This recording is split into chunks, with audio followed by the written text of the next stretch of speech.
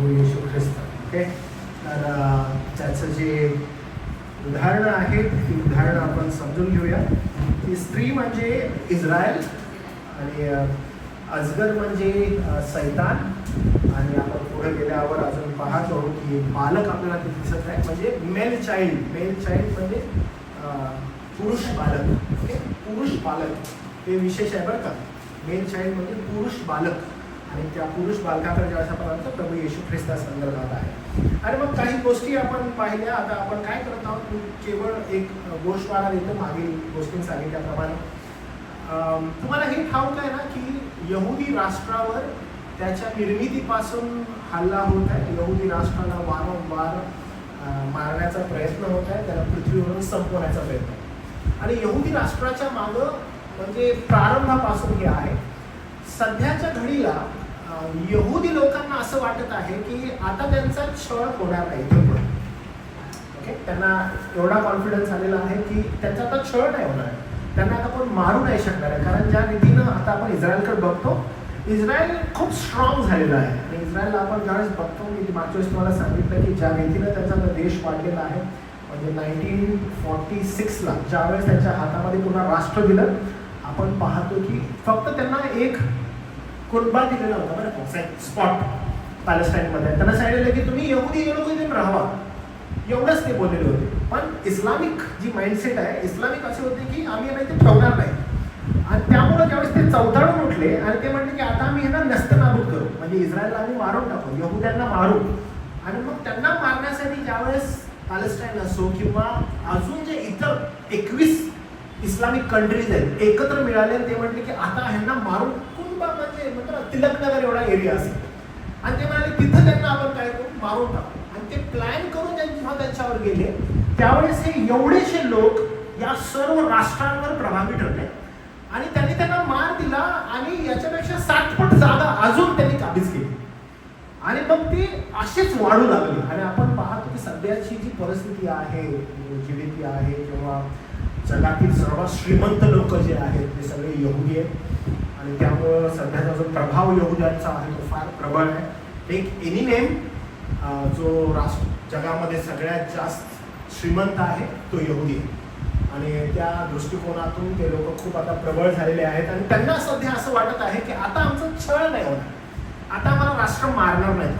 पण आपण पवित्र शास्त्रात बघतो बायबलमध्ये की त्यांना वारंवार मारलेलं आहे. आणि आपण पाहतो की एक राष्ट्र झालं, दुसरं राष्ट्र, तिसरं राष्ट्र झालं, चौथं राष्ट्र, ते उठतात आणि मारतात. आणि सदैव ते लोक अजून पण हिरमुसलेले आहेत आणि अजून त्यांना मार मिळत आहे. अजून पण इस्लामिक जे आजूबाजूचे राष्ट्र आहेत ते म्हणतात आम्ही काय सोडणार नाही इस्रायलला. आपण पाहतो की फार भयंकर रीतीनं आक्रमण त्यांच्यावर होत आहे. काही मित्र राष्ट्र त्यांना आहेत, US सारखे वगैरे युरोपियन कंट्रीज आहेत, आणि ते are supporting them a lot. US support का करत आहे, कारण त्याच्या मागं पण बिब्लिकल रिझन आहे. ते म्हणतात देवानं सांगितलेलं आहे की इस्रायलकडे जो कोणी वाईट नजरेनं बघत त्याचं मी वाईट करेन, आणि जो कोणी त्याचं हितचिंतन त्याला हितचिंतन. म्हणून इस्रायलचा एकदम क्लिअर फंडा आहे की बायबल, अमेरिकेचा एकदम क्लिअर फंड आहे. बायबल काय म्हणत आहे, बायबल म्हणते इस्रायलचं प्रोटेक्शन कर आणि we are there to protect Israel, असं USचं म्हणणं आहे, एकदम क्लिअर म्हणणं आहे. आणि सध्या डोनाल्ड ट्रम्प जो आहे तो एकदम क्लिअरली ती गोष्ट सांगत आहे की आम्ही यासाठी इस्रायलच्या बाजूला आहोत. आणि फार स्ट्रॉंगली US आपण बघतो की इस्रायलच्या बाजूला आहे. ते थोडेही त्यांच्या विरोधात बोलत नाहीत. ते किती वाकडं नाही झालं, म्हणजे कधी कधी मी असं म्हणतो की ते इतकं लाडावलेलं बाळ आहे, म्हणजे त्यांना काही वाईट जरी केलं ना तरी हे लोक त्यांच्या विरोधात ते बाबू असं नको करू, एवढं प्रेमानंच फक्त बोलतात. म्हणजे अशी त्यांची स्थिती आहे. इस्रायल एवढं म्हणजे शक्तिशाली राष्ट्राचं लाडकं राष्ट्र आहे. ह्याला कारण पण असं आहे की USची जी GDP आहे ती जर कोण सांभाळत आहे तर सगळे यहुदी आहेत. कारण बहुतांश जो त्यांचा माल आहे, जो सांभाळणारा आहे गट, तो सगळे यहुदी लोक आहे. आणि त्यामुळं ते लोक यहुद्यांना काय करत नाही. म्हणून सध्याच्या स्थितीला यहुद्यांना असं वाटत आहे की आम्हाला पण हात नाही लावत आहे. ओके, आम्हाला पण हात नाही लावत आहे. कुठंपर्यंत माहित आहे, या 12व्या अध्यायापर्यंत. कारण या 12व्या अध्यायामध्ये आपण पाहत आहोत की इस्रायल काय करत आहे, इस्रायल त्या ख्रिस्त विरोधकाला आमंत्रण करत आहे. आणि आपल्याला ज्यावेळेस आपण थोडा अभ्यास करतो आपल्याला कळतं की हा जो ख्रिस्त विरोधक आहे हा कुठून बाहेरून नाही येणार आहे.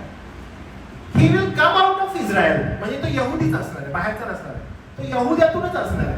आणि त्यामुळे त्याला अनुमती काय असेल की तो मंदिरामध्ये येईल आणि मंदिरामध्ये येऊन पवित्र स्थान जे आहे त्याला विटाळलं आणि तोपर्यंत इस्रायलला असं वाटेल की ही इज आवर फ्रेंड, तो आमचा आहे, तो आमचा मसीहा आहे, तो आम्हाला सांभाळत आहे. इथपर्यंत त्याला वाटेल. कुठेपर्यंत? 12 आणि इथे पिक्चर एकदम क्लिअर आहे की याच्यानंतर 3.5 वर्ष त्यांना असं वाटेल की ही इज सो लवेबल आणि अचानकपणे तो इस्रायलच्या विरोधात, यहुद्यांच्या विरोधात उभा राहील. आणि आतापर्यंत जेवढा त्यांचा छळ झाला नाही, म्हणजे तो हिटलर असो किंवा त्याच्या अगोदरचे अनेक लोक असो, त्यांनी जो यहुद्यांचा छळ नाही केला त्याच्याहून काही भयानक छळ इस्रायलचा व्हायला सुरुवात होईल. 13व्या अध्यायामध्ये ज्यावेळेस आपण पाहतो की इस्रायलवर फार चवताळून हा अजगर उठेल आणि आपल्या तोंडातून नदी बाहेर काढेल असं ते म्हणतात. आणि ज्यावेळेस ती नदी बाहेर काढेल तो, त्या घटकेला इस्रायलवर आलेला हा महापूर असं म्हटलेलं आहे की तो महापूर ज्या इस्रायलवर आलेला, पृथ्वी काय करेल? आपलं तोंड उघडेल आणि तो गिळून टाकेल.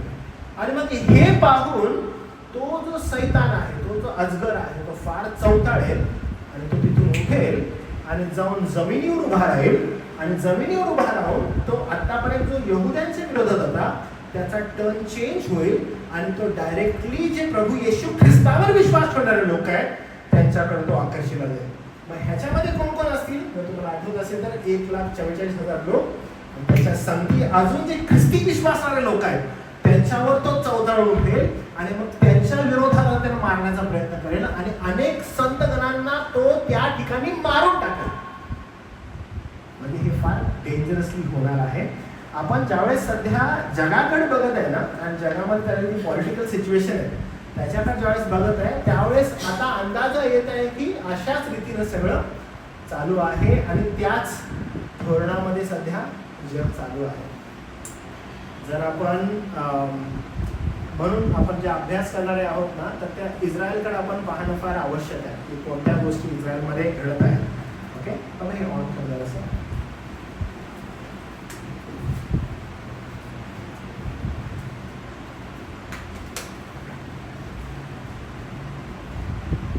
एसी पण लावलं.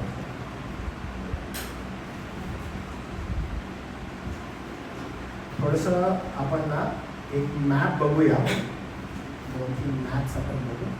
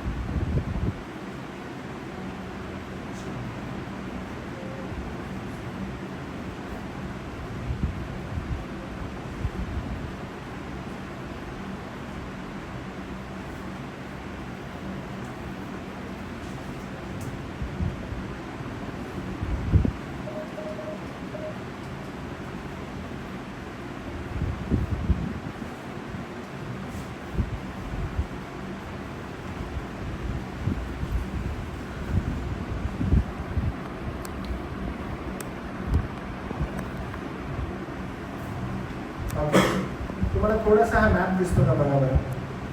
ओके, दिसत आहे तुम्हाला? ओके, ठीक आहे.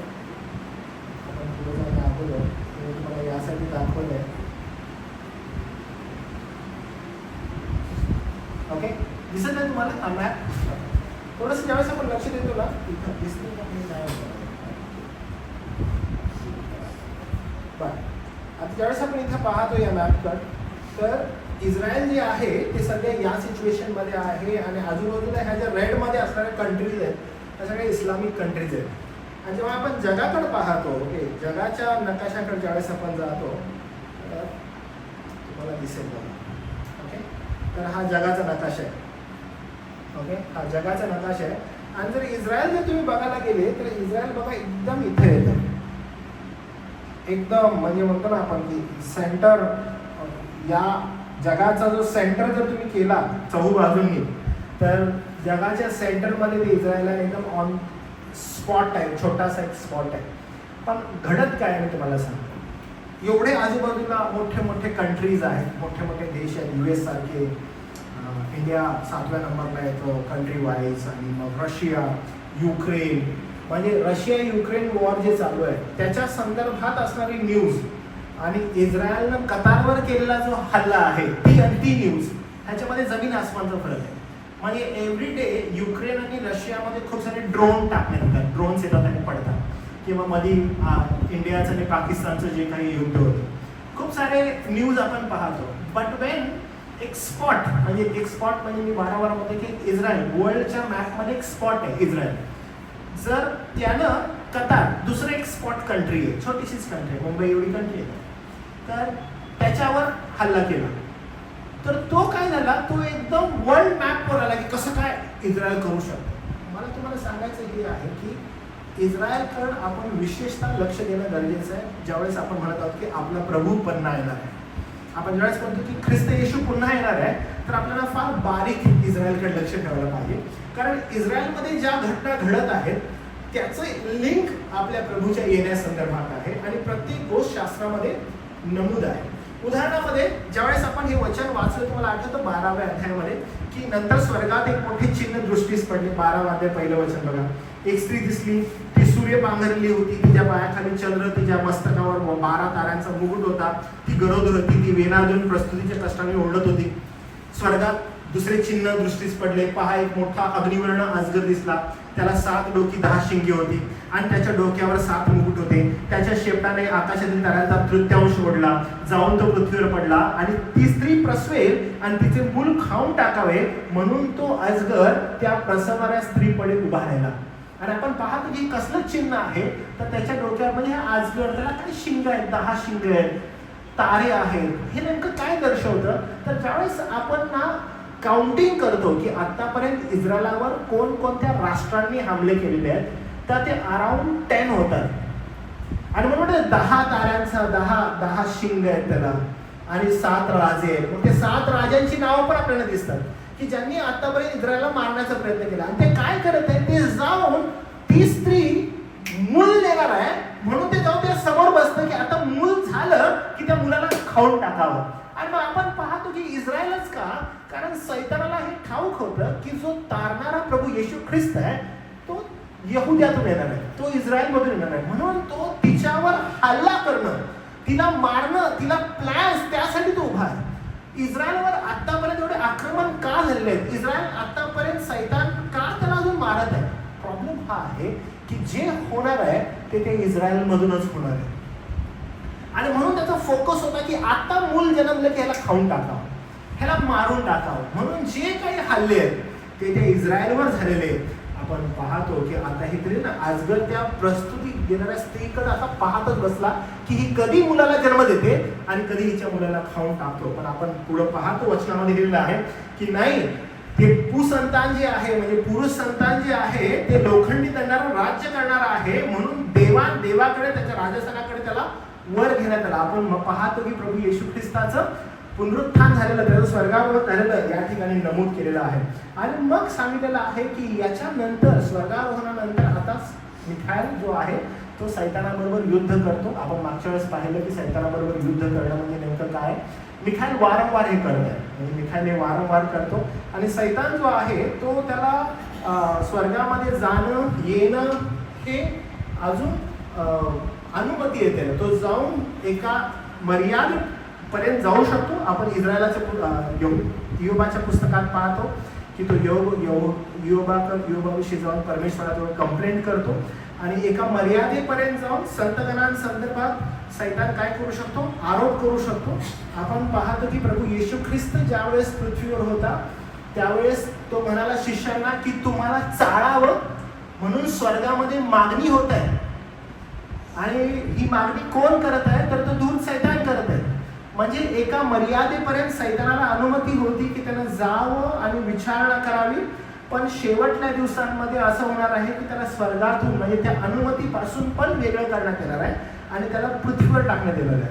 म्हणून आपण हे वचन वाचलेलं होतं. काय होतं माहिती आहे तुम्हाला की आता त्याला खाली टाकण्यात आलेला आहे, स्वर्ग आनंदित झालेला आहे आणि पृथ्वीवर आता शोक होणार आहे कारण तो चवताळून खाली आला.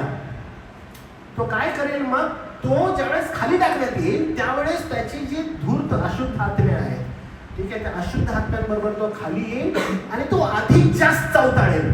म्हणजे आतापर्यंत मर्यादेमध्ये का होईना स्वर्गात जाण्याची अनुमती होती, पण आता त्याला काहीच अनुमती नाही, तो खाली टाकण्यात आलेला आहे, तो अधिक जास्त चवताळलेला आहे आणि तो चवताळून त्या स्त्रीकडे जाणार.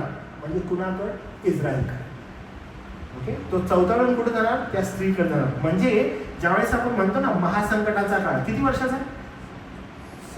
7. जेव्हा तो त्या 7 वर्षाच्या कालखंडामध्ये जेव्हा पृथ्वीवर हे होत आहे, स्वर्गामध्ये पण मोठं युद्ध होणार आहे आणि त्या युद्धामध्ये मिखाएल जो आहे स्वर्गामधून त्याला टाकण्यात येईल, तो खाली येईल आणि तो आल्यावर नक्की कुठे जाणार आहे? इस्रायल, यहुद्यांना. आणि तिथं जाऊन तो प्लॅन काय करणार आहे की यांना मी कसं मारावं. म्हणून यहुदी लोक जे आता सध्या रिलॅक्स आहेत ते म्हणतात की नाही, आमच्याकडे काय पैसा आहे, आमच्याकडे पॉवर आहे, जगामध्ये सगळ्यात स्मार्ट लोक कोण आहेत? तर आम्ही. इनोव्हेशन्स कोण करतात? आम्ही. आर्मीला जे कोण आहे प्रोव्हाइड कोण करतो? तर आम्ही. म्हणजे सध्या इस्रायल टफेस्ट कंट्री आहे, त्यांच्याकडून काहीतरी इनोव्हेशन विकत घेणं किंवा काय करणं म्हणजे जगासाठी एकदम भारी आहे. बेस्ट इनोव्हेशन्स आतापर्यंत जगामध्ये ज्यांनी केलेले आहेत ते लोक यहुदी आहेत आणि ते प्राऊड आहे त्यांच्या संदर्भात. आणि आम्ही रिलॅक्स आहे, आम्हाला आता कोण मारू नाही शकणार. अहो तो काळ गेला दुसऱ्या महायुद्धाचा, जेव्हा आम्हाला खूप मारलं, आता मी मार नाही खाऊन घेणार, आता मी मारणारे लोक, आणि त्यामुळे एकदम रिलॅक्स आहे. पण बायबल आपल्याला म्हणत आहे की या महासंकटाच्या काळामध्ये जेव्हा या सैतानाला खाली टाकण्यात येईल त्यावेळेस तो सरळ त्या इस्रायलकडे जाईल आणि त्यांना मारण्याचा प्रयत्न करेल. त्यांचा त्या कालखंडामध्ये होणारा छळ भयंकर असेल. जेव्हा त्यांना छळ होईल पण त्याच्यामध्ये पण देवबाप त्यांना प्रोटेक्ट करणार आहे. तुम्ही बघा, अजून त्यांचं तारण नाही झालं. इस्रायलचं तारण झालंय का? नाही. ते येशू ख्रिस्तावर प्रेम करतायत का? नाही, बिलकुल नाही. ते येशू ख्रिस्ताला तारणा म्हणून स्वीकारतात का? बिलकुल नाही. पण शास्त्रात दिलेलं आहे की त्यांना देव सोडणार नाहीये, त्यांचं तारण होणार आहे.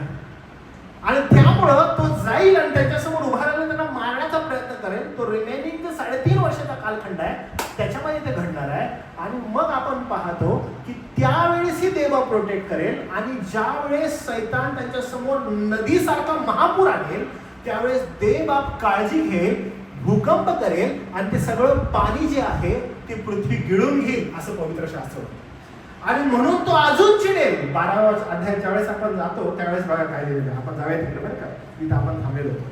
पहिला मी मागच्या वेळेस जे कन्क्लुजन आहे ते मी तुम्हाला सांगतो आणि त्याच्यानंतर मग आपण पट करून 12वा अध्याय 13 वचनापासून पुढे जातो. ओके, बघा इथे आहे सैतान शक्तिशाली आहे. आपण 12व्या वचनाच्या 12व्या वचनापर्यंत 12व्या अध्यायाच्या 12व्या वचनापर्यंत आपण बघितलं.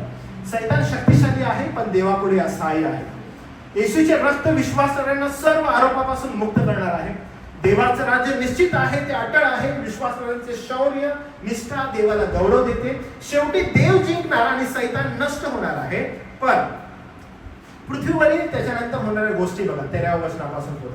13व वचन काय म्हणतात बायबलमध्ये आपण वाचूया. तिथं असं लिहिलं आहे, आपण पृथ्वीवर टाकले गेलो असे पाहून अजगराने जी स्त्री पुत्र संतान प्रसवली होती. आता तुम्हाला आठवलं काय म्हणत आहे बघा, पुत्र संतान प्रसवणार होती का प्रसवली होती?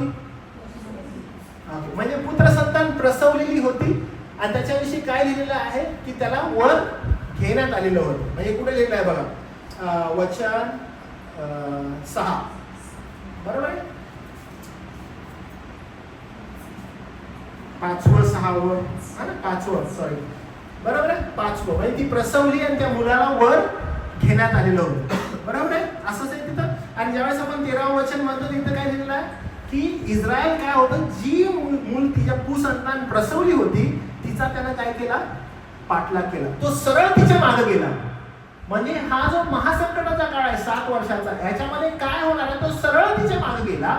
त्या स्त्रीने आपल्या ठिकाणी रानात उडून जावे म्हणून तिला मोठ्या गरुडाचे 2 पंख दिलेले होते. तेथे 1 काळ, 2 काळ, अर्धा काळ म्हणजे 3.5 वर्ष.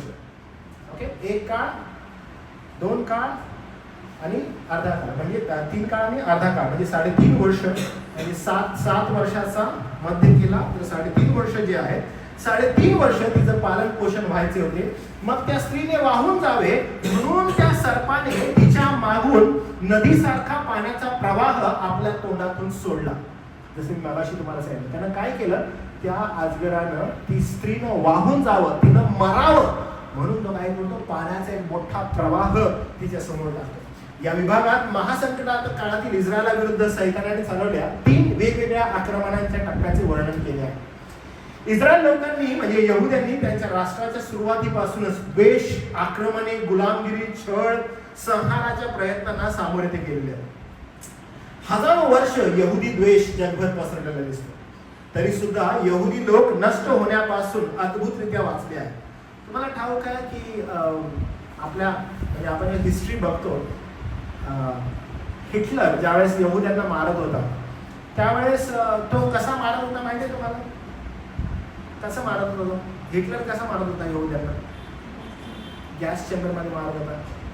तुम्हाला माहिती आहे गॅस चेंबर मारत होता म्हणजे काय करत होता? तुम्ही कधी हिस्ट्री वाचलेली आहे यहुद्यांसंदर्भात कसं मारलेलं आहे त्यांना? म्हणजे त्यांना पकडणं आणि गॅस चेंबर मध्ये टाकणं आणि मग गॅस चेंबर मध्ये गेल्यावर लोकांचे डोळे बाहेर यायचे, श्वासोश्वास नाही जात, लोकांचे डोळे बाहेर यायचे, लोक मरून जायचे, श्वास नाही मिळायचा आणि त्याच्यामध्ये टाकून तो लोकांना अशा हजारो यहुद्यांना तो मारायचा आपल्याला आणि म्हणायचा मी या पृथ्वीवर एकही यहुदी, तुम्हाला माहिती आहे का, तो म्हणायचा मी ह्या पृथ्वीवर एकही यहुदी शिल्लक नाही ठेवणार. हे त्याचं ध्येय होतं. मी या पृथ्वीवर एकही यहुदी जिवंत नाही ठेवणार आणि तो यहुद्यांच्या मागं अशा रीतीने लागलेला होता. तुम्ही विचार करा, एवढा भयानक संहार करायचा प्रयत्न इस्रायलाचा झालेला आहे आणि सैतानानं प्रारंभापासून हे केलेलं आहे. प्रारंभापासून असं झालेलं आहे आणि आपण पाहतो बायबलमध्ये की यहुद्यांसंदर्भात असं काय माहिती आहे काय? का सांगा? कारण त्यांनी महान तारणाऱ्याला नाकारलं. त्यांनी प्रभू येशू ख्रिस्तालाच नाकारलं. ज्या राष्ट्रामध्ये त्याने जन्म घेतला, ज्या ठिकाणी तो राहिला, ज्या ठिकाणी त्यानं आपलं जीवन जगला, ज्या ठिकाणी तो त्या लोकांसंदर्भात आरोळी मारतो, पण ते लोक त्याला म्हणतात की याला वधस्तंभावर ठेवा. पण आपलं मत त्या ठिकाणी सांग देवा पालावू करत आहे इस्रायला संदर्भात. पण याचा अर्थ बिलकुल हा नाही का देवबापाची गुणवैशिष्ट्य आपण पाहतो की तो प्रीतीने भरलेला, पण त्यांना मारत आहे, त्यांच्यावर प्रीती करत आहे. अजगर ज्यावेळेस पाणी सोडतो ते गिळण्यासाठी देवबाप परत कृपा करतो. हिटलर म्हटला मी एकाला जिवंत नाही सोडणार, देवबापानं संरक्षण केलं. आज आपण पाहतो पॉवरफुल राष्ट्र झालेलं आहे, देवबाप त्यांची काळजी घेतो. सैतानाने प्रेरित जो द्वेष आहे इस्रायलावरील, हा द्वेष अनेकदा सैतानाने उभा केला आहे. सैतानाचा उद्देश इस्रायलाचा नाश असला तरी देवाचा उद्देश त्यांचा पश्चाताप, तारण आणि पुनर्स्थापना आहे. म्हणजे देवबापाची इच्छा आहे की त्यांचं तारण व्हावं, त्यांचं तारण व्हावं आणि त्यांनी प्रभू येशू ख्रिस्ताचा तारणारा म्हणून स्वीकार करा आणि देवामध्ये पश्चाताप करा. ते नाही करत. कोण असं म्हणजे आहे की ज्यानं जाऊन इस्रायलमध्ये अशी घोषणा द्यावी आणि म्हणावं की तुम्ही प्रभू येशू ख्रिस्तावर विश्वास ठेवा, तुमचं तारण नाही? ते नाही स्वीकारत. येशू ख्रिस्ताला मसाया म्हटलं तर ते चिडतात. अनेक संकट ही देवाने दिलेली त्यांना तारणा आहे जेणेकरून ते त्यांच्या पापातून परत देवाकडे वळतील. आपण प्रारंभापासून पाहिलं की तुम्हाला मागच्या वेळेस पण सांगितलं, असे कोण लेखक आहेत जे स्वतःचा मूर्खपणाच लिहितात त्यांच्या पुस्तकामध्ये? हे सगळे यहुदी लेखक आहेत. प्रत्येक पुस्तकामध्ये काय लिहितात माहितीये का? जसं म्हणजे मी माझं आत्मचरित्र लिहायला लागलो, मी काय लिहिणार, मी असं होतो पण भारी आहे, पण माझं एवढं छान आहे, मी किती चांगलं आहे. किंवा कुणाचंही आत्मचरित्र आपण घेतलं, लेखक आहे तो कुणाविषयी लिहितो, तो चांगल्या गोष्टी लिहितो. आपण ज्यावेळेस बायबल वाचतो आणि ह्या लेखकांकडे आपण ज्यावेळेस पाहतो जुन्या कराराच्या, हे लोक सदैव स्वतःविषयी मूर्ख लिहितात. आम्ही किती मूर्ख, आम्हाला नुसते फटके मारतो देव, आम्ही इकडे गेलो, 40 वर्ष राहणार होतो, किती भयानक परिस्थितीत होतो, तरी आम्ही वेडेच वागलो त्यासाठी. आम्ही मूर्ख आहोत, आम्ही त्यासाठी कधी चांगला नाही वागलो. देव आमच्या देव चांगला वागला, आम्ही चांगला नाही वागलो. हा सदैव मूर्खपणा आहे स्वतःविषयी तिथं. आणि म्हणून त्याचं लिखाण हे 100% ट्रू आहे. कारण कोणी कुणाविषयी स्वतःचा मूर्खपणा लिहित नाही, स्वतःचा चांगलापणा लिहितो. पण हे लेखक देवाच्या संदर्भात मला गौरव देतात आणि स्वतः किती मूर्ख आहोत ते सांगतात. आणि आपण पाहतो त्यांचा मूर्खपणा एवढ्या वेळेस त्यांनी प्रगट केलेला आहे, पण आता पण ते पश्चाताप करत नाही. आता पण ते तसेच आहे. आपण जेव्हा शास्त्र पाहतो की वर्ष गेले पण ते बदलले नाही, आता पण तसंच होत आहे. वर्ष जात आहे पण बदलत नाही. अनेक संकट ही देवाने त्यांना दिलेली ताडणं आहे, जेणेकरून ते त्याच्या पापातून परत देवाकडे वळतील. देवाची इच्छा आहे की त्यांनी परत वळावं. पवित्र शास्त्राचा इशारा आहे की यहुदी लोक आशा धरतात की यहुदी द्वेष पुन्हा होणार नाही. पण बायबल सांगतं, म्हणजे 13 पासून पुढं इस्रायलाचा मोठा दुःख काळ जो आहे तो आधी जुन्या करारात आणि प्रभू येशू ख्रिस्ताच्या शिकवणीत सांगितलेला आहे. मी तुम्हाला सांगतो, याच्यासारखा म्हणजे हिटलर परवडला. महासंकटाच्या काळामध्ये इस्रायलाचा जो काही छळ होणार आहे, ते म्हणतील आम्हाला हिटलर परवडला, पण हा सैतान नको आहे आम्हाला, जो अजगर आहे तो. कारण याकोबाच्या क्लेशाचा काळ आला आहे, परंतु तो त्यातून सोडवला जाईल. त्यांचा एवढा भयानक छळ त्यावेळेस होईल, पण त्यातून पण त्यांना सोडवण्यात येईल. दानिएल 12वा अध्याय, दानिएलच्या पुस्तकामध्ये 7 आणि 11 वचन, शेवटल्या काळातील यहुद्यावरील संकटाचा इशारा, येशूने सांगितलेला महासंकटाचा काळ, सर्वात भयंकर क्लेश कधी सुरू होतील? सैतान जेव्हा स्वर्गातून कायमचा फेकून दिला जाईल, तो ख्रिस्त विरोधकाला यहुद्या विरुद्ध उभे करेल. पहिल्या 3.5 वर्षात ख्रिस्त विरोधकाला इस्रायलाचा मित्र म्हणून वावरतो, पण मध्य काळामध्ये त्याचा करार तो मोडतो. मग पुढची 3.5 वर्ष तो सैतानाने क्रोधाने इस्रायलावर अत्याचार करेल.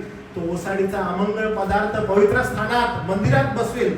यहुदी त्यास विरोध करतील, त्यावरून त्यांचा भयंकर छळ सुरू होईल. हे माइंड ओके, एकदम लक्षात ठेवा की ओसाडीचा अमंगळ पदार्थ. येशू ख्रिस्त म्हणतो माहिती आहे तुम्हाला ही गोष्ट, की शेवट कधी होईल प्रभू, शेवट कधी होईल प्रभू, शेवट कधी होईल. आणि तो म्हणतो ओसाडीचा अमंगळ पदार्थ तुम्ही मंदिरात उभा असलेला पहा, तेव्हा शेवट होईल. आणि जसं मी तुम्हाला मागच्या वेळेस सांगितलं की यहुदी राष्ट्र प्रिपेअर्ड आहे, म्हणजे ते प्रिपेअर्ड आहे की त्यांना ज्या ठिकाणी आता मस्जिद आहे त्या ठिकाणी त्यांना काही केल्या शल्मोनाचं जे मंदिर होतं ते मंदिर उभं करायचं. आणि आपण पाहिलं की ज्या वेळेस अयोध्येमध्ये सध्या जे काही राजकारण झालेलं होतं आणि आपण पाहिलं की नाही ते म्हणजे इथं मंदिर होतं नाही, ह्याच्यावर मस्जिद उभी राहिली. आणि ते तुम्ही जुना करार पण घेतला आणि जर आपण कॉन्सेप्ट बघितला म्हणजे ह्या संपूर्ण धर्मांचा, तर तुम्हाला समजेल की राजे काय करायचे माहिती आहे का? जेव्हा एखाद्या राष्ट्रावर आक्रमण करायचे ते त्यांची धार्मिक व्यवस्था मोडून काढायची. काही राजे काय करायचे? धार्मिक व्यवस्थेला मदत करायचे. काही राजे धार्मिक व्यवस्था मोडून काढायचे. म्हणजे काय करायचे? मंदिरं पाडायचे आणि राजा जो आहे, राजा ज्या धर्माशी निगडीत आहे ते मंदिर त्या ठिकाणी पुनर्स्थापित करायचे. तुम्ही जुना करार जर बघितला, जुन्या करारामध्ये जेव्हा कधी यहुदी राष्ट्रातील एखादा चांगला राजा यायचा, तो काय करायचा? पहिला काय करायचं तुम्हाला माहिती आहे? ओके, सगळ्यात यंगेस्ट राजा कोण होता पवित्र शास्त्रामध्ये? यंगेस्ट किंग योशिया. किती वर्षाचा होता? 8. किती वर्षाचा? 8 वर्षाचा राजा. योशियानं ज्यावेळेस त्याला ग्रंथ मिळाला आणि त्याने आपले कपडे फाडले, तो म्हणजे त्याचा पश्चाताप केला. 8 वर्षाचा राजा. ओके, त्याने सगळ्यात पहिली गोष्ट काय केली माहिती? 8 वर्षाचा पोरगा त्याला मिळाला, तो म्हणतो अरे माझा प्रभू कोण आहे, त्याचा धर्मपट ग्रंथ मला मिळालेला आहे. आणि तो राजा त्याने कपडे फाडले, त्याने पश्चाताप केला. त्याने सगळ्यात पहिला काय केलं माहिती? त्याने सगळ्यात पहिला त्याच्या राष्ट्रातील सर्व मूर्त्या पाडायला चालू केल्या. तो म्हटलं हे राष्ट्र यहुदी राजाचं आहे. त्याने काय केलं? तर सगळ्यात पहिला मूर्त्या पाडायला चालू केल्या. तुम्ही जर बघितलं, हाच कॉन्सेप्ट आहे. ज्यावेळेस एखादा राजा येतो तो काय करतो? सगळ्यात पहिला येऊन जे काही धर्म आहे त्या धर्माला तो हात घालतो. आणि धर्माला हात घालता त्याला माहित आहे की त्याची लोकांवर पण सत्ता येऊ शकते. आणि त्यामुळे ते लोक धर्माला हात घालतात. रिफॉर्मेशन ज्यावेळेस आपण बघतो, रिफॉर्मेशनच्या म्हणजे 500 years अगो सगळ्यात मोठं रिफॉर्मेशन जे झालं, तर या रिफॉर्मेशनच्या कालखंडामध्ये पण हीच गोष्ट आहे. काय फोकस आहे? काय? धर्म. आणि मग राजे काय करायचे? धार्मिक जे लोक आहेत म्हणजे पंडित लोक त्यांना जवळ ठेवायचे. मग जसं पंडितांना त्याने हाताशी घेतलं, मग पंडित राजाच्या फेवर मधला आहे, तर लोकांवर राज्य करायला त्यांना इझी पडायचं, एकदम इझी. कारण का पंडित फेवर मध्ये. तुम्ही आज पण बघा बरं का, ओके, आपल्या भारत देशामध्ये जे कोणी राजकारणी आहेत, जर एखादा मोठा पंडाल लागला, राजकारणी सगळ्यात पहिला तिथे जातो आणि जो तो महाराज आहे त्याला फुलं देतो. आणि मग तिथं असंख्य लोक आहेत, त्यांच्या समोर त्या महाराजांना काय सांगावं, हे अच्छा आदमी आहे. तुम्हाला आत्ताच उदाहरण रेकॉर्डिंग चालू आहे, पण तुम्ही पहा आता सध्या पण जी सिच्युएशन आहे आपली, या सिच्युएशन मध्ये जे लोक आहेत ना, जे टॉप लोक आहेत, त्यांना धार्मिक जे लीडर्स आहेत, नेते आहेत, ते त्यांना जवळ हवे. सध्या निवडणूक यायला लागल्या बघा, धार्मिक लोक प्रत्येकाला जवळ पाहिजे. म्हणजे काय, तुम्ही तुमच्या या ठिकाणी सांगा, बघा बरं होईल, आम्हाला मतं मिळतील. कारण का त्यांना लोकांवर अधिकार चालवायचा असतो, त्यांना लोकांवर अधिकार चालवायचा असतो. हीच गोष्ट आपल्याला इथे दिसणार आहे. काय दिसणार आहे, इस्रायल आज रेडी आहे. काय म्हणतात, ज्या ठिकाणी मस्जिद आहे त्या ठिकाणी शल्मोनाचं मंदिर होतं आणि आम्हाला ते मंदिर बांधायचं आहे. आणि सध्या त्याच्यावरून खूप मोठे क्लेश मुस्लिम राष्ट्रामध्ये आणि इस्रायलमध्ये आहेत. आपण पाहतो की हे इस्रायल राष्ट्र खूप बलाढ्य झालेलं आहे, शक्तिशाली झालेलं आहे. जसं मी मागच्या वेळेस सांगितलं, न्यूज अशी आहे की they have already made everything what it's needed for temple. म्हणजे जे काही टेम्पलसाठी, मंदिरासाठी आवश्यक आहे, त्यांनी ऑलरेडी सगळं बनवलेलं आहे. ज्या वेळेला मंदिर पडेल, विदिन 7 days मध्ये they are going to build, जसं शल्मोनानं बांधलेलं होतं तसं. म्हणजे एवढ्या रीतीनं ते लोक तयार आहेत आणि दे आर जस्ट वेटिंग. आणि आपण शास्त्रात बघतो की ज्यावेळेस मंदिर बनेल आणि त्या मंदिरामध्ये जर कोण प्रवेश करेल, तर तो ओसाडीचा अमंगळ पदार्थ, म्हणजे हा ख्रिस्त विरोधक आहे, तो जाईल. पण तो गेल्यावर असं दाखवेल की तो कोण आहे, तो देवाचा दूत आहे. इस्रायल लोक स्वतःहून त्याच्यावर प्रीती करायला लागतील, मुस्लिम राष्ट्र त्याच्यावर प्रीती करतील. तो मुस्लिम राष्ट्रामध्ये आणि यहुद्यांमध्ये शांती प्रस्थापित करेल. बापरे, तुम्ही विचार केला, जे आज इस्रायलाला चावून खाण्याचा प्रयत्न करतायत, पण ते इस्रायलसाठी फ्रेंडशिप करतील बिकॉज ऑफ दिस मॅन, ख्रिस्त विरोधक. याची सुरुवात झालेली आहे बरं का, ह्याचा प्लॅन ऑलरेडी झाला आहे. तुम्ही जर थोडंसं नोट डाऊन केलं असेल, डोनाल्ड ट्रम्पनी ऑलरेडी मुस्लिम राष्ट्रांशी मैत्री ठेवायला चालू केलेलं आहे. As soon as Donald Trump मुस्लिम राष्ट्रांशी मैत्री प्रस्थापित करत आहे, अनेक लोक जे आहेत ते इस्रायलला जोर कनेक्टेड होत आहेत. आणि हे होत आहे. कदाचित आताचा हा राष्ट्राध्यक्ष डोनाल्ड ट्रम्प आहे, त्याच्याकडून नाही होणार. कदाचित इराण काँग्रेस येईल त्यांच्या इथं, पण तेव्हा नाही होणार. पण हे कधी होईल आपल्याला माहीत नाही, पण प्लॅन्स ऑलरेडी चालू आहेत.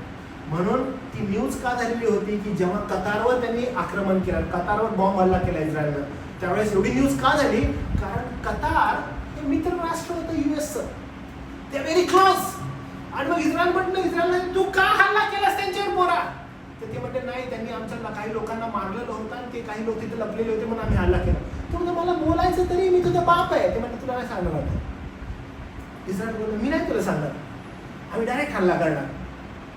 म्हटलं असं नाही करायचं. मग परत त्यांच्यामध्ये त्यानं शेक हँड्स केले. प्लॅन्स आहे हे त्या दिशेने चाललेले आहे हळूहळू. येणाऱ्या दिवसामध्ये इस्लामिक राष्ट्राने असं वाटेल की अरे आमचा मित्र आहे तो, जो ख्रिस्त विरोधक आहे. यहुद्यांना वाटेल की आमचा मित्र आहे हा, आणि ते त्याला आमंत्रण करतील कुठं, मंदिरामध्ये. आणि प्रभू येशू ख्रिस्त म्हटलेलं आहे, शेवटल्या दिवसाची सुरुवात कधी आहे महासंकटाचा, तर म्हणतो जेव्हा हा ओसाडीचा अमंगळ पदार्थ तुम्हाला कुठे दिसेल, मंदिरामध्ये. म्हणजे मंदिर बांधण्यात येईल आणि तो आतमध्ये जाईल, शास्त्र म्हणतात त्या ठिकाणी दिसेल. आणि म्हणून त्याला यहुदी विरोध करत, पहिला खूप चांगलं म्हणतील, त्याला मित्र म्हणून वावरतो. पण नंतर यहुदी जेव्हा तो मंदिराच्या आतमध्ये जाईल, तुम्हाला ठाऊक आहे ना, मंदिराच्या आतमध्ये जाण्यासाठी परवानगी कोणाला आहे, फक्त मंदिराच्या आतमध्ये कोण जाऊ शकतो परमपवित्र स्थानामध्ये, प्रमुख याजक, नॉट एव्हरीवन. पण तिथं कोण जाणार आहे, दिस मॅन. आणि ज्या वेळेस हा व्यक्ती तिथे जाईल, तेव्हा कोण विरोध करेल, यहुदी लोक त्याला विरोध करायला लागतील. तुम्हाला समजत आहे, कारण यहुदी सगळं सहन करू शकतात, पण नियमशास्त्राच्या अगेन्स्ट जर कोण वागतं त्याला सहन नाही करत ते. म्हणजे इथंपर्यंत तू खूप चांगला आहेस, तू खूप बरोबर वागत आहेस, पण ॲज सून ॲज तू नियमशास्त्राच्या अगेन्स्ट चाललायस, यहुदी त्याच्या विरोधात जातात. तुम्ही बघा ते प्रभू येशू ख्रिस्ताला कशात पकडत होते माहिती आहे? नियमशास्त्राच्या विरोधात. तुम्हाला समजलं ते कसे होते? काय म्हणत, तू नियमशास्त्राच्या विरोधात वागतोस, नियम असं बोलतो, तू असं कसं काय बोलतोस? And that was that plan. म्हणून ते सगळं सहन करतात, पण नियमशास्त्राच्या विरोधात गेली ते सहन नाही करत. तशी योजना करत होती. मग काय झालं बघा, त्यांचा छळ, मग तो जसं त्याला विरोध करतात त्यांचा छळाला सुरुवात होते. त्यांचा छळ कसा होतो बघा. पहिला टप्पा बघा कसा, प्रगटीकरण 12वा अध्याय आणि 13 ते 14 वचन, हा पहिला टप्पा असेल त्यांचा. म्हणजे छळाचा पहिला टप्पा बरं का, इस्रायलचा छळ कसा असेल. तेव्हा अजगर पृथ्वीवर फेकला गेला हे त्यानं पाहिलं, तेव्हा त्याने त्या स्त्रीचा छळ केला जिने पुसंतान जन्माला घातले होते. म्हणजे कोण? सैतान, अजगर स्वर्गातून हाकलला गेल्यावर रागानं उसळलं आणि इस्रायलाला प्राणपणाने त्यानं छळ केला. छळ कसा होता बघा, म्हणजे त्यानं पाठलाग केला, शिकार केली, मारण्यासाठी धाव घेतली. यहुदी लोक मग वाळवंटात पळून गेले. मला माहिती आहे संपूर्ण आजूबाजूला काय इस्रायलच्या रेत, वाळवंट, आणि ते कुठे गेले? वाळवंटात गेले इस्रायल सगळे. येशूने सांगितल्याप्रमाणे, म्हणजे येशू जसा बोललेला होता अशाच घटना घडलेल्या आहेत. लवकरच हे सगळं होणार आहे. 14 वचन काय म्हणतं बघा. तेव्हा तिला एका मोठ्या गरुडाचे 2 पंख देण्यात आले. गरुडाचे पंख हे देवाच्या शक्तिशाली संरक्षण आणि तारणाचं प्रतीक आहे. देव स्वतः या जूंना म्हणजे यहुद्यांना वाळवंटात त्यांच्या ठिकाणी पोषण देईल. म्हणजे असे 2 पंख आहेत जे एका गरुडाचे आहेत. ओके, म्हणजे हा हे कोणीतरी फारच प्रबळ राष्ट्र आहे US सारखं. ओके, असंच कोणतरी प्रबळ राष्ट्र आहे US सारखं, जे त्या कालखंडामध्ये म्हणजे या महासंकटाच्या काळामध्ये जेव्हा सैतान त्यांच्यावर तुटून पडेल त्यावेळेस ते त्यांचं संरक्षण करतील. 2 पंख देण्यात येईल आणि त्या ठिकाणी देवबाप मार्गदर्शन करेल त्यांना पोषण देण्यासाठी. देवाचं संरक्षण किती काळ असेल बरं? 1 काळ, 2 काळ, अर्धा काळ, म्हणजे 3.5 वर्ष, म्हणजे 42 महिने, 1260 दिवस. म्हणजे तुम्ही सारखं सारखं आपल्याला हा आकडा दिसतो. कधी 3.5 वर्ष लिहिले, कधी 3.5 काळ लिहिले, किंवा 1260 दिवस लिहिले. म्हणजे आपल्या बायबलमध्ये वारंवार ह्याचा उल्लेख आहे. 1260, 1260 त्याचा उल्लेख. हा काळ जो आहे तो महान संकटाचा काळ आहे. या काळात सैतान इस्रायलला स्पर्श करू शकणार नाही.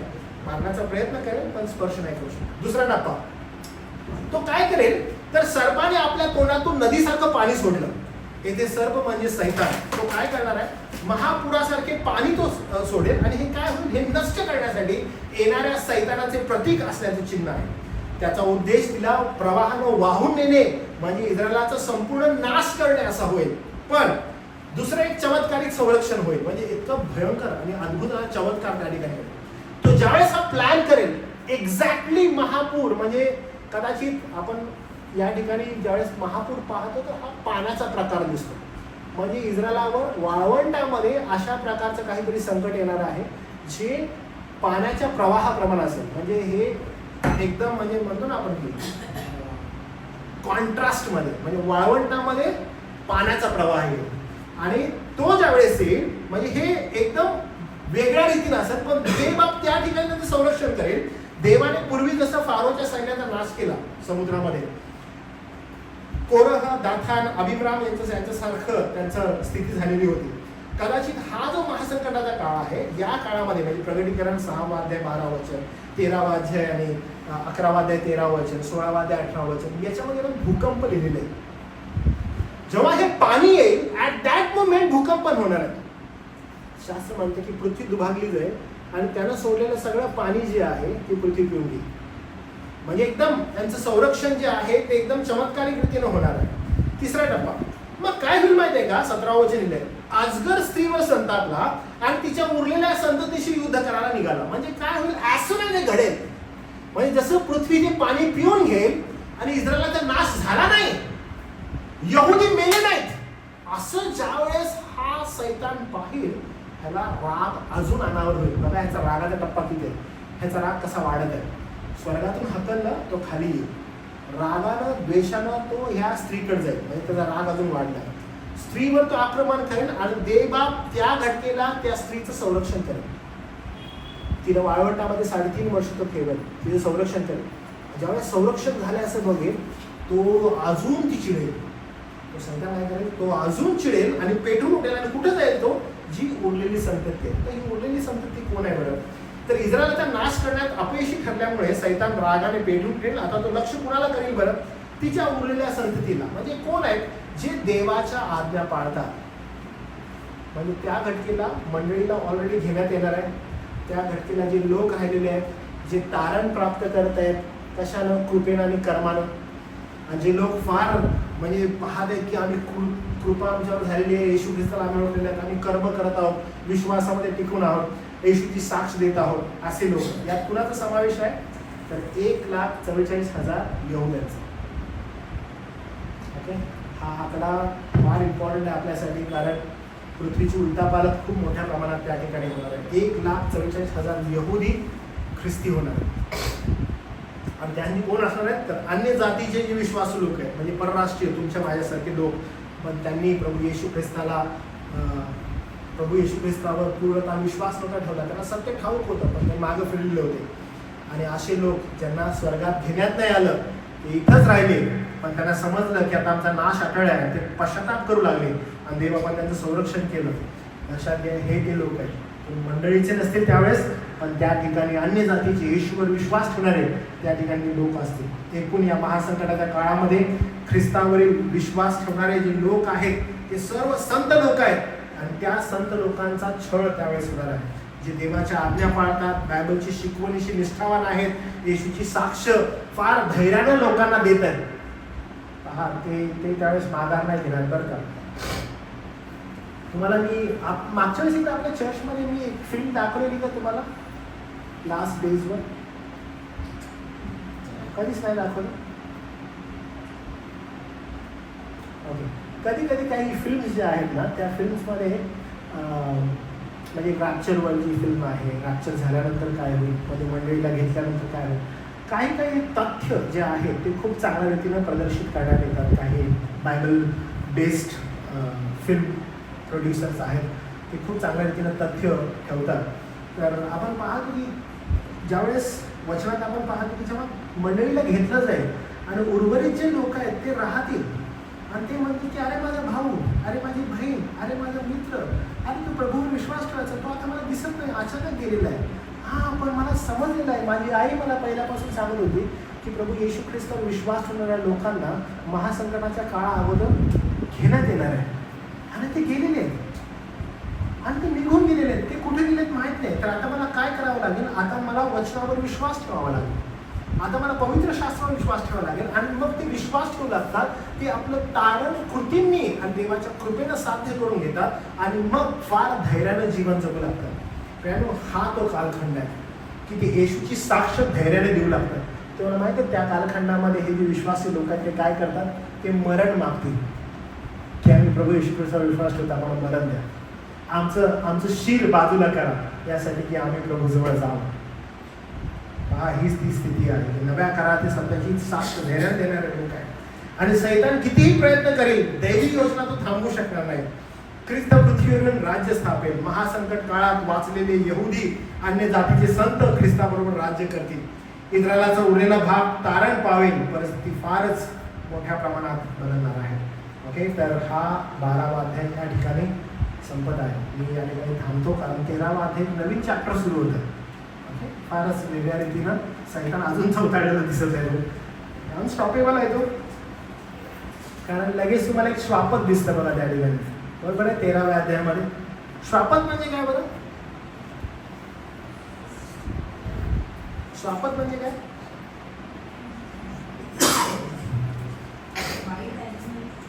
श्वापक म्हणजे बघा असं आहे की फारच विचित्र असं घाणेरडं दिसणार, आणि म्हणतो ना आपण जे पशु, एखादा पशु असतो ना, पशु जो फार विचित्र आहे, त्याचं चिन्ह तो दिसाव्यास पण विचित्र आहे, त्याची कृती पण विचित्र आहे, अशा प्रकारचं ते चिन्ह दिसतं. ते अथांग डोहातून बाहेर आलेलं असेल, अथांग डोहातून बाहेर आलं, परिस्थिती फार कठीण आहे. हे जे सगळं अध्ययन आहे जे आपण करत आहोत येणाऱ्या दिवसांमध्ये काय होईल, जे आपल्या बायबलमध्ये एकदम स्पष्टपणे लिहिलेला आहे, हा अभ्यास आपल्याला एकाच गोष्टीकडं उत्तेजन देतो बरं का, की आपण ह्या जगामध्ये प्रवासी आहोत. ओके, खेचून ताणून म्हणजे आपण किती वर्ष जगू शकतो जर आपण विचार केला तर बायबलमध्ये शक्ती असल्यास फार फार तर 80 वर्ष, शक्ती फार फार तर 80 वर्ष. आणि बायबल तरी त्याचा डावडव कसा आहे, तरी ह्या दिवसांमध्ये जर काही करायचं होतं तरीही ते कसं आहे, कष्टमय आहे आणि दुःखमय आहे. आणि बायबल आपल्याला वारंवार एनकरेज करते की do not focus in this world, ह्या जगावर फोकस करू नका, कारण आपण ह्याच्यामध्ये प्रवासी आहोत आणि ह्याच्यावर जर आपण फोकस करू लागलो तर जे पवित्र शास्त्रातून जे सत्य आहे त्याच्याकडे आपण दुर्लक्ष करत जाऊ. आपण या जगामध्ये प्रवासी आहोत आणि आपल्याला अधिक जास्त पश्चातापाची गरज आहे. आपण देवबापाच्या वचनावर फोकस करूया आणि वचनावर फोकस करून किती पुढं जाता येईल ते बघून पश्चाताप करू आणि प्रभूला आनंददायी जीवन जगण्याचा प्रयत्न करू. आज एका ठिकाणी मी होतो आणि त्यांच्या मीटिंगमध्ये बोलत असताना ते मला बोलत होते आणि बोलत असताना मी त्यांना म्हणालो की ते मला सजेस्ट करत होते की थोडंसं वर्ड्स इकडं तिकडं करा किंवा थोडंसं खोटं वगैरे बोललं तर चालेल वगैरे असं सांगत होते. आणि मी त्यांना म्हणालो की मी खोटं नाही बोलू शकत. आणि तिथं आरामने 5-6 जण बसलेले होते आणि ते अचानकपणे माझ्याकडे बघायला लागले आणि मी म्हणालो की मी खोटं नाही बोलू शकत, जे खरं आहे ते मी मला सांगू शकतो. आणि त्यांना आश्चर्य झालं की असं डायरेक्ट, कारण ते सगळे बसलेले विदर्भी होते. आणि मग ते म्हणाले की असं कसं का, आजच्या जगामध्ये असं नसतं, फिरवावे लागतात शब्द. म्हटलं नाही, मी प्रत्येक जे काही परिणाम होतील त्याला सामोरे जायला पाहिजे, पण मी खोटं बोलू नाही शकणार या ठिकाणी. तर जग आणि जगाचा जो प्रवाह आहे तो एका दिशेने जातो, पण परिणाम काही होऊ शकतो, but we need to stick to the truth. सत्याच्या बाजूने तुम्ही उभं राहणं गरजेचं. जसं तुम्हाला सांगते की आपण केवळ प्रवासी आहोत. आपण जेवढं जास्त ह्याच्यावर फोकस करू ना, म्हणजे कसं आम्ही सर्वाईव्ह करू, इथं जर राहू तर लक्षात घ्या आपल्याला सर्वाईव्ह करण्यासाठी येशू ख्रिस्ताने स्वतःचा प्राण दिला आहे. ह्याच्याहून बेस्ट गोष्ट अजून आपल्या आयुष्यासाठी काय होऊ शकते. तर ही विल लीड अस. आपण गीत गातो बघा, तो चालवी मला सदैव चालवी. आणि आपण ते गीतकार असं म्हणतो की तुम्ही त्याच्या हातामध्ये पूर्णतः समर्पित झाले, he will lead you in every situation. त्यामुळे आपण देवाला धन्यवाद देऊ की एवढं अद्भुत सत्य त्याच्या वचनाचं त्याला आपल्याला पवित्र शास्त्रात दिलेलं आहे. फक्त याच्यावर आपण निर्भर नको राहायला. ओके, त्या जगामध्ये so much focused in this world असं नको राहायला. देव काळजी घेईल. आणि बाकीच्या ज्या गोष्टी आहेत म्हणजे पुरवठा आणि कशा रीतीने करता यावं तो करणं गरजेचं आहे. आणि म्हणून बायबलची वचनं पण आहे, त्याच्याकडे लक्ष द्या. मग काय करायची गरज आहे, आळशीच बनून राहतो मी. आळशी बनायला नाही सांगितलं. बायबल आपल्याला म्हणते की कष्ट करणार आहे. आपल्याला बायबल सांगते की कष्ट कर, जेव्हा तू पण या जगामध्ये आहेस. आपल्या कुटुंबाचं संरक्षण कर, आपल्या कुटुंबाचं प्रतिपाळ कर. म्हणजे जे बायबलचं शिक्षण आहे ते तुम्हाला मला फॉलो करायचं आहे. पण विसंबून राहायचं आहे का या जगावर? या जगाचाच उद्देश ठेवायचा आहे का? नाही. मी जन्मलेलो आहे, माझा मुलगा जन्मला, माझ्या मुलाचं मुलं जन्मले, त्यानंतर पण काय हा विचार करत बसायचा आहे का? नाही. प्रभू म्हणतो उद्याची चिंता करणं, ज्या दिवसाचे दुःख त्या दिवसाला पुढे. आपण फोकस्ड राहू. आपण वारंवार आपल्याला सांगितलेलं आहे की देहासारखी नाही तर आत्म्यासारखं जीवन जगा. आपण त्याप्रमाणे जगू. देव आपल्याला सहायता करेल. ठीक आहे, थांबूया, प्रार्थना करूया. प्रभू, आम्ही तुझ्या हाती येतो. या सुंदर वचनाबद्दल तुझे आभार मानतो. पुन्हा एकदा आम्हाला 12व्या अध्यायातून तू दाखवलंस की येणाऱ्या दिवसामध्ये किती अद्भुत रीतीनं देवबाबा तुझं वचन स्पष्टपणे सांगतं की इस्रायल आणि यहुद्यांसंदर्भात काय घडणार आहे. त्याचबरोबर जे उर्वरित ख्रिस्ती लोक आहेत, जेव्हा तू आम्हाला वर घेशील तुझ्याकडे, प्रभू आम्ही जिवंत असू त्यावेळेस कदाचित आम्ही मेलेले असू आणि तू जवळ असू. आम्हाला ठाऊक नाही ती घटका, ती वेळ कधी आहे. प्रभू येशू ख्रिस्त म्हणतो ती मलाही ठाऊक नाही. प्रभू आम्हाला ठाऊक नाही ती वेळ घटका कधी, पण आम्हाला हे ठाऊक आहे की दे बाबा तू तुझ्या लेकरांचं संरक्षण करणार, तू तुझ्या एकुलत्या एका पुत्राला त्याच्या मंडळीला घ्यायला पाठवणार आणि आम्ही तसेच त्याच्याबरोबर जाऊ आणि त्याच्याबरोबर सदैव तिथं राहू. आणि तो आमचा विश्वास आहे. पण प्रभू आम्ही हे शिकत आहोत की आम्ही गेल्यानंतर या पृथ्वीवर काय घडणार आहे आणि प्रभू आज जग कसं चालू आहे. प्रभू हे शिक्षण आम्हाला अधिक जास्त तुझ्यावर विश्वास ठेवण्यास आणि तुझ्यावर विसंबून राहण्यास शिकव. आमच्यावर देवा तुझी दया. सर्व गौरव मान महिमा आम्ही तुला देतो. तारा प्रभू येशू ख्रिस्त याच्या नावात प्रार्थना केली म्हणून आमेन.